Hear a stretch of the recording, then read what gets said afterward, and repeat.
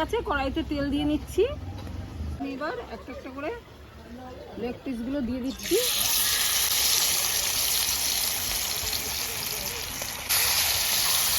এটা এবার ঝুল দেওয়া হলো, হবে না এখানে, হবে এটা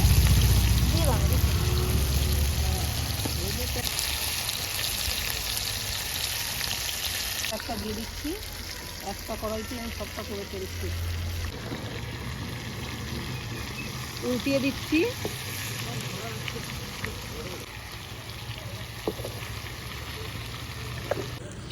হাই ফ্রেন্ডস, আজকে মা বানাচ্ছে চিকেন তন্দুরি। দেখতেই পাচ্ছেন কালারটা কত সুন্দর এসছে, আর স্মেলটা যা আসছে না, খুব সুন্দর।